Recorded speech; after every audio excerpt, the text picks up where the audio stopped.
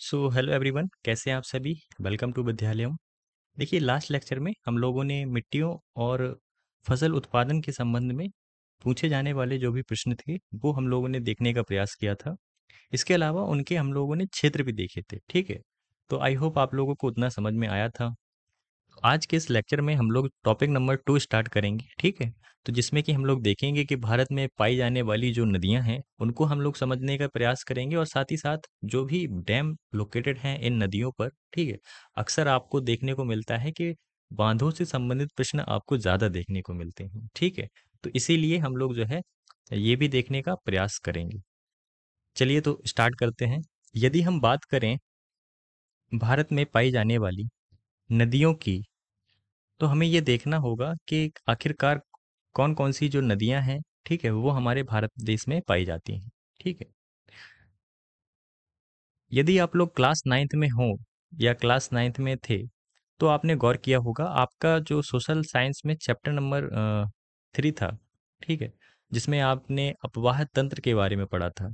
तो कहीं हद तक जो है वो चैप्टर आपको अगर याद है तो अच्छी बात है, वरना हम लोग फिर से देखने का प्रयास करेंगे।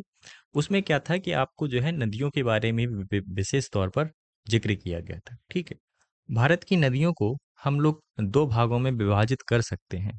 तो पहला भाग क्या होगा? पहला भाग ये होगा कि जो ऐसी नदियां जो हमारे हिमालय क्षेत्र से निकल रही हैं, ठीक है, तो हिमालय से निकलने वाली जो नदियां हैं वो कौन कौन सी हैं। ठीक है, इसके अलावा हम देखेंगे कि जो हमारी दक्षिण भारत है ना, तो दक्षिण भारत में जो नदियां हैं वो कौन कौन सी हैं।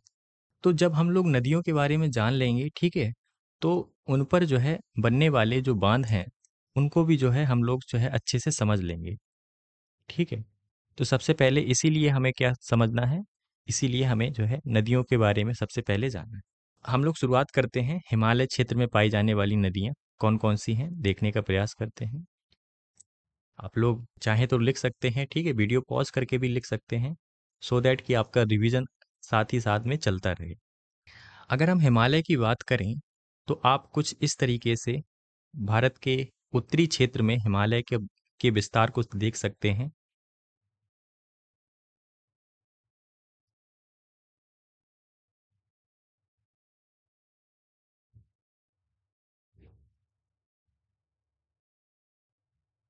राइट, तो आप पाएंगे कि इस तरीके से आपको जो है माउंटेन रेंजेस देखने को मिल जाती हैं हिमालय क्षेत्र में।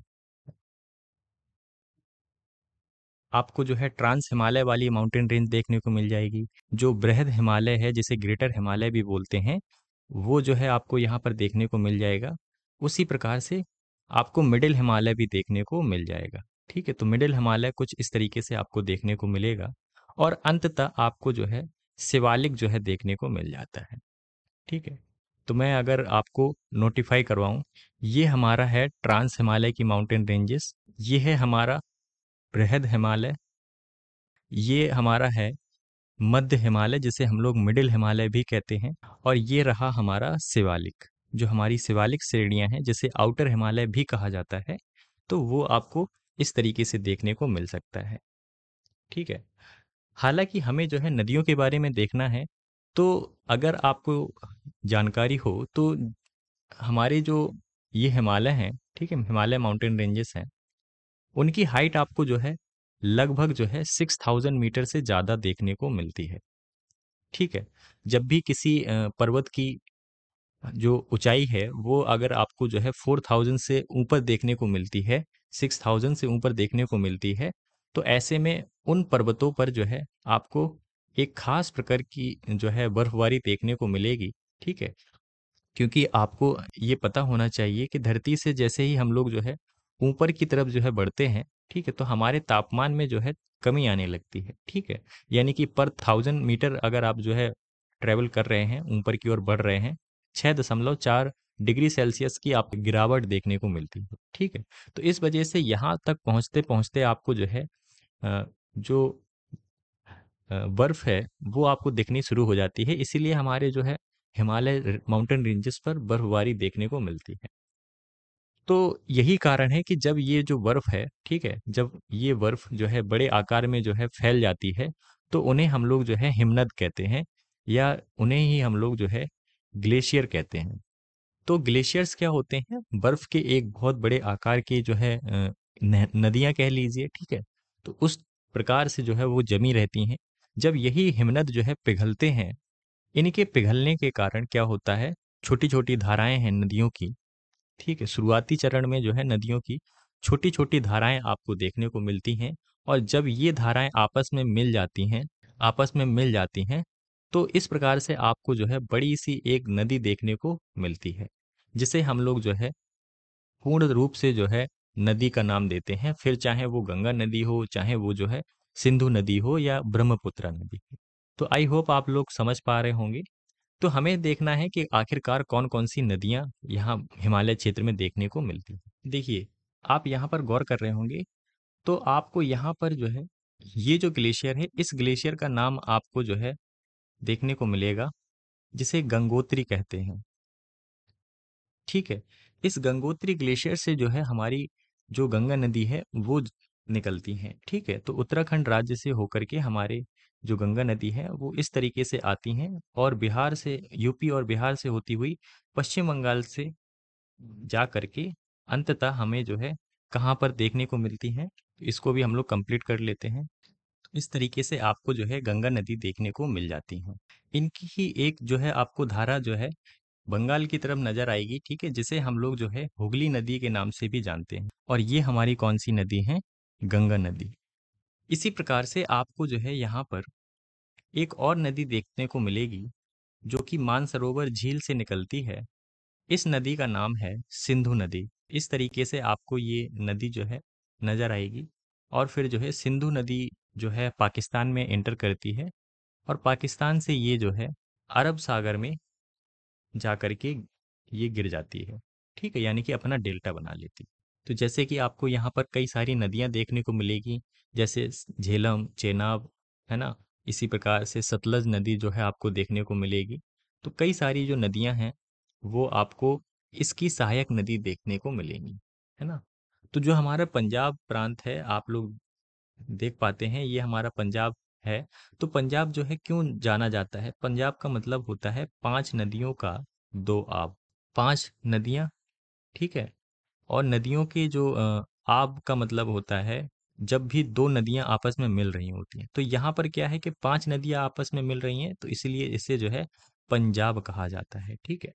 आपको मानसरोवर लेक से ही एक और नदी देखने को मिलेगी, ठीक है, जो कि तिब्बत या फिर चाइना जिसे हम लोग कहते हैं, ठीक है, वहाँ पर जो है दूसरे नाम से जानी जाती है। लेकिन जैसे ही वो भारत में एंटर करती है, ठीक है, तो भारत में वो जो है जानी जाती है ब्रह्मपुत्र नदी के नाम से, ठीक है। और जबकि तिब्बत में जानी जाती है यारलांग सांगपो। तो इस प्रकार से हम लोगों ने तीन नदियों को देखा। उत्तर भारत यानी कि हिमालय क्षेत्र की प्रमुख नदियां मानी जाती हैं, यानी कि मुख्य नदियां भी कह सकते हैं, ठीक है।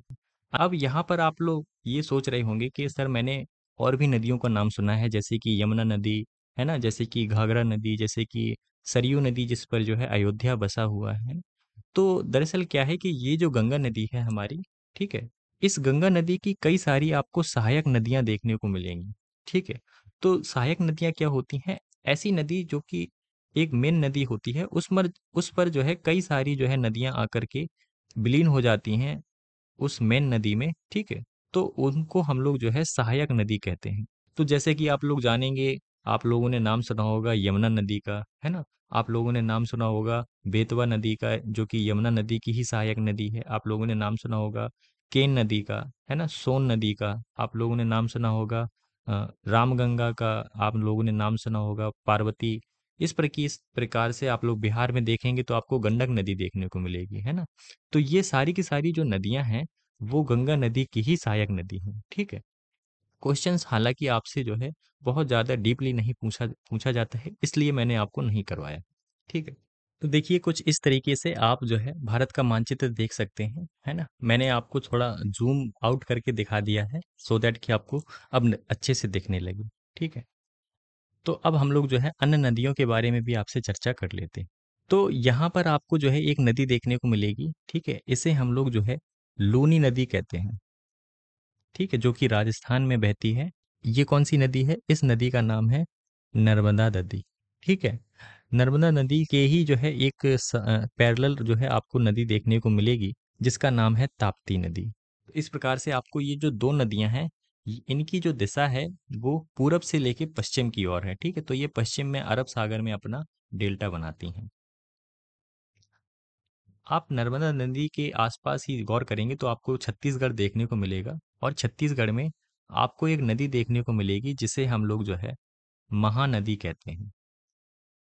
क्या कहते हैं भाई? महानदी।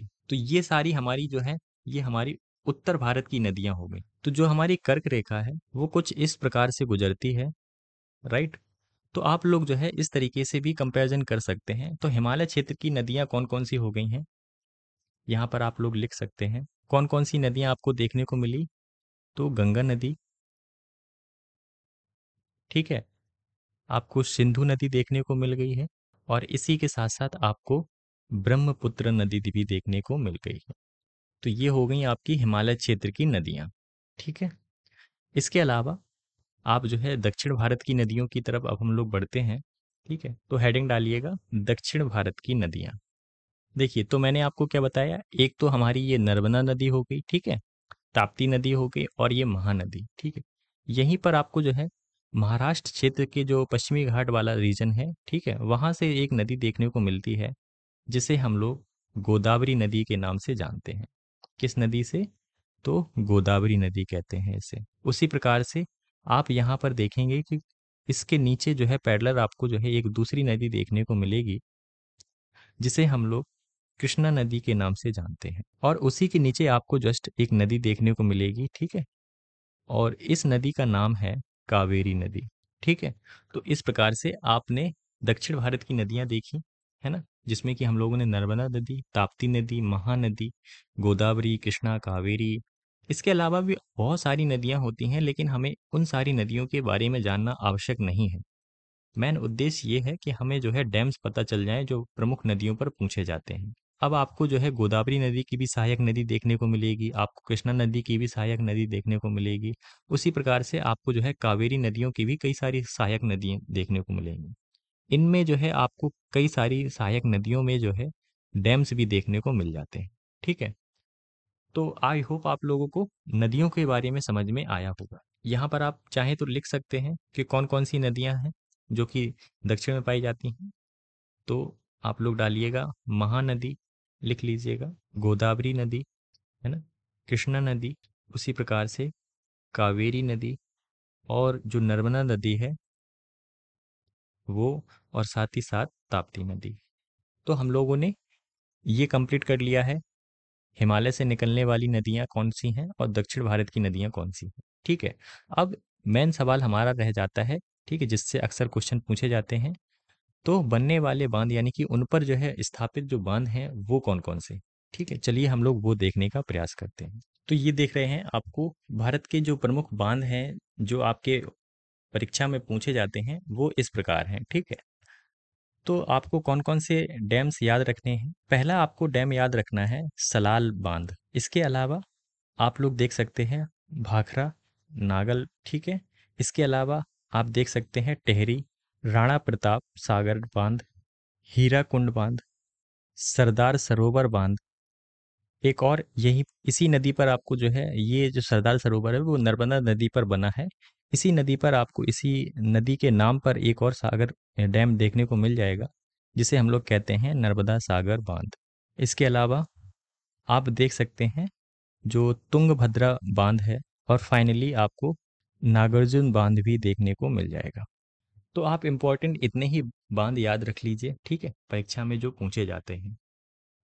मैं आपको लोकेट करवा देता हूँ। तो देखिए, अभी आपको एक डैम का नाम देखने को मिल रहा होगा जिसे हम सलाल डैम कहते हैं। अब ये सलाल डैम है कहाँ पर? तो देखिए ये आपको, तो देखिए ये सलाल डैम कहाँ आपको देखने को मिलेगा? तो ये जो डैम है वो आपको Jammu and Kashmir union territory में देखने को मिलेगा। ठीक है, हालांकि हमें क्या देखना है, हमें ये देखना है कि ये किस नदी पर स्थित है। ठीक है, तो आप यहाँ पर देखेंगे कि यहाँ से एक नदी निकलती है, उसे हम चेनाब नदी कहते हैं। क्या कहते हैं भाई? चेनाब नदी। ठीक है, तो चेनाब नदी पर कौन सा डैम स्थित है? तो सलाल डैम स्थित है, इतना याद रखिएगा। और चेनाब नदी आखिरकार कहाँ मिल जाती है, तो मैंने आपको बताया था कि सिंधु नदी में जो है जाकर के मिल जाती है। इसके अलावा आप यहाँ पर देख सकते हैं, इस डैम का नाम क्या है? इस डैम का नाम है भाखरा नागल। तो ये जो भाखरा नागल बांध है, ये हमें किस नदी पर देखने को मिलेगा? तो इस नदी का नाम है, ठीक है, ये मानसरोवर से ही निकलती है और इस नदी का नाम है सतलज नदी। तो सतलज नदी पर हमें जो है कौन सा डैम देखने को मिल रहा है? भाखरा नागल। इसके अलावा एक बात और याद रखनी है आपको कि ये जो है किस राज्य में स्थित है? तो भाखरा नागल डैम आपको जो है हिमाचल प्रदेश में देखने को मिलेगा, ठीक है। हालांकि ये जो है आपको हिमाचल प्रदेश एवं पंजाब राज्य के बॉर्डर पर देखने को मिलेगा, है ना, देख लीजिए आप। तो ये हमारा पंजाब राज्य है और ये है हिमाचल प्रदेश, तो इसके बॉर्डर पर देखने को मिलेगा। लेकिन आप हिमाचल प्रदेश अगर आए तो हिमाचल प्रदेश लिखिएगा। यहाँ पर जो है आपको कौन सा राज्य देखने को मिल रहा है, ये वाला, तो बताइए। तो इस राज्य का नाम है उत्तराखंड, है ना। तो उत्तराखंड में जो है इस डैम का नाम क्या है? इस डैम का नाम है टिहरी डैम, है ना, टिहरी बांध। और ये किस नदी पर स्थित है? तो मैंने आपको बताया था कि हमारी जो गंगा नदी है, ठीक है, वो उत्तराखंड राज्य के गंगोत्री ग्लेशियर है, वहां से निकलती है। तो गंगोत्री ग्लेशियर से एक नदी निकलती है जिसे हम भागीरथी नदी कहते हैं। इस भागीरथी नदी पर ही जो है हमारा ये जो डैम है टिहरी, वो स्थित है, ठीक है। तो टिहरी डैम किस नदी पर स्थित है? तो भागीरथी नदी पर स्थित है, ठीक है। जो भागीरथी नदी आगे चल करके किसके नाम से जानी जाती है? तो गंगा के नाम से, ठीक है। तो इस तरीके से आप लिख लीजिएगा भागीरथी नदी, ठीक है। तो ये हो गया हमारा क्या? टिहरी डैम। अब मैंने आपको बताया था कि हमारे गंगा नदी की कई सारी जो है सहायक नदियां हैं, जिसमें कि एक सहायक नदी आपको देखने को मिलती है, ये देखिए, ये है यमुना नदी, है ना, आप जानते हैं यमुना नदी। हालांकि यमुना नदी की भी कई सारी सहायक नदियां हैं, है ना। तो उसी में से जो है आपको एक नदी देखने को मिलेगी जिसे हम लोग जो है चंबल नदी के नाम से जानते हैं। किस नदी के नाम से जानते हैं? चंबल नदी। इस चंबल नदी पर जो है आपको एक डैम देखने को मिलेगा, ठीक है, ये देखिए, इस डैम का नाम है राणा प्रताप सागर डैम, ठीक है। तो इस प्रकार से आप देख सकते हैं कि चंबल नदी पर राणा प्रताप सागर बांध जो है बना हुआ है। चंबल नदी किस नदी की सहायक नदी है? तो यमुना नदी की। और यमुना नदी किस नदी की सहायक नदी है? तो हमारी गंगा नदी की, ठीक है। चलिए, तो हम आगे बढ़ते हैं। तो मैंने आपको बताया था, ठीक है, मध्य प्रदेश के अमरकंटक क्षेत्र से जो नर्मदा नदी निकलती है, ठीक है, उस पर जो है आपको एक दो विशाल जो है, एक नहीं दो विशाल जो है आपको डैम देखने को मिल जाएंगे। एक का नाम है नर्मदा सागर बांध, ठीक है, और दूसरा आपको ये दिख रहा होगा सरदार सरोवर। आपको स्टैचू ऑफ यूनिटी याद है ना? तो वही जो है डैम कहाँ पर स्थित है? सरदार सरोवर। और ये नदी कौन सी है? तो ये नदी का नाम है नर्मदा नदी। ये मैंने आपको बताया था, इस क्षेत्र से छत्तीसगढ़ से एक नदी निकलती है, ठीक है, जिसका नाम क्या है बताइए? इस नदी का नाम है महानदी, राइट। तो महानदी पर जो है आपको एक डैम देखने को मिल जाएगा, ठीक है। ये देखिए, इस डैम का नाम क्या है? हीरा कुंड। और ये कहाँ पर है? तो उड़ीसा राज्य में। कि एक नदी तो आपने देखी थी, गोदावरी नदी, है ना, वो कुछ इस तरीके से आपको जो है बहती हुई नजर आएगी। और उसी के पैरेलल आपको जो है एक और नदी बताई थी मैंने, ठीक है, जिसे हम लोग कहते हैं कृष्णा नदी। जिसे हम लोग क्या कहते हैं भाई? कृष्णा नदी। तो कृष्णा नदी पर कौन सा डैम स्थित है? तो उसका नाम है, मैंने आपको बताया था, नागार्जुन सागर, ठीक है। ये बांध जो है आपको देखने को मिल जाएगा। नदी याद रखिएगा, कृष्णा नदी। और कहाँ, किस राज्य में स्थित है? तो ये देखिए, ये कौन सा है? तेलंगाना राज्य। अब देखिए नीचे आइए, तो नीचे आपको जो है कृष्ण नदी की ही एक सहायक नदी आपको देखने को मिलेगी, जिसे हम तुंगभद्रा नाम से जानते हैं। सहायक नदी का नाम क्या है? तुंगभद्रा, ठीक है। तो तुंगभद्रा नदी पर ही जो है तुंगभद्रा बांध स्थित है, ठीक है, तुंगभद्रा डैम स्थित है। तो आपको सलाल बांध किस नदी पर देखने को मिलेगा? चेनाब नदी में। आप ये आपने देखा है ना। तो चेनाब नदी में देखने को मिलेगा। और ये कहाँ देखने को मिलेगा? तो जम्मू एवं कश्मीर में, राइट। आपको भाखरा नागल डैम कहाँ देखने को मिलेगा? तो ये आपको जो है सतलज नदी पर देखने को मिल जाएगा। और ये कहाँ देखने को मिलेगा? तो हिमाचल प्रदेश वाले रीजन में। टहरी बांध बताइए। तो टहरी बांध आपको कहाँ देखने को मिलेगा? ये देखने को मिलेगा आपको भागीरथी नदी पर। ठीक है, और कौन सा राज्य होगा? तो राज्य होगा उत्तराखंड। ठीक है। राणा प्रताप सागर आपको कहाँ देखने को मिलेगा? तो ये जो है आपको चंबल नदी पर देखने को मिलेगा, जो कि बेतवा की सहायक नदी है। और मैंने आपको बताया था बेतवा किसकी सहायक नदी है, तो बताया था मैंने यमुना नदी की। ठीक है, और यमुना नदी किसकी सहायक नदी है? तो गंगा नदी की। ठीक है, तो उस पर जो है ये बना हुआ है, और ये कहाँ पर है? तो राजस्थान में। हीराकुंड बांध देखिए। तो हीराकुंड बांध किस नदी पर है? तो आप बताएंगे कि सर महानदी पर है। तो महानदी पर है, और ये कहाँ पर है? तो उड़ीसा राज्य में। इसके बाद देखिए सरदार सरोवर आपको कहाँ देखने को मिलेंगे? ये दोनों के दोनों बांध आपको कहाँ देखने को मिल जाएंगे? तो आपने बताया था नर्मदा नदी पर। ठीक है, और ये कहाँ पाए जाएंगे? तो एमपी, और साथ ही साथ ये कहाँ पाया जाएगा? तो गुजरात के निकट। ठीक है, और ये एमपी में पाया जाएगा। ये हमें सरदार सरोवर कहाँ देखने को मिलेगा? गुजरात के क्षेत्र पे। तुंगभद्रा डैम बताइए। तो ये जो आपको तुंगभद्रा डैम है, ये कृष्णा नदी की जो सहायक नदी है, तुंगभद्रा नदी, ठीक है, उस पर देखने को मिलेगा। और ये जो नागार्जुन बांध है, ये आपको कृष्णा नदी पर देखने को मिल जाएगा।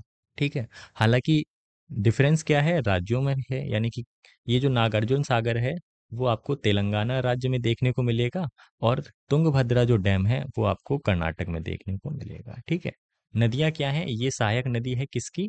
कृष्णा नदी की। ठीक है, तो आई होप आपको ये आज का सेशन अच्छा लगा होगा। ठीक है, जिसमें हम लोगों ने भारत की नदियों के बारे में आपसे डिस्कशन किया, और साथ ही साथ प्रमुख बांधों के बारे में भी आपको बताया। तो मिलते हैं नेक्स्ट सेशन में नेक्स्ट टॉपिक के साथ में। तब तक के लिए ख्याल रखिए। धन्यवाद।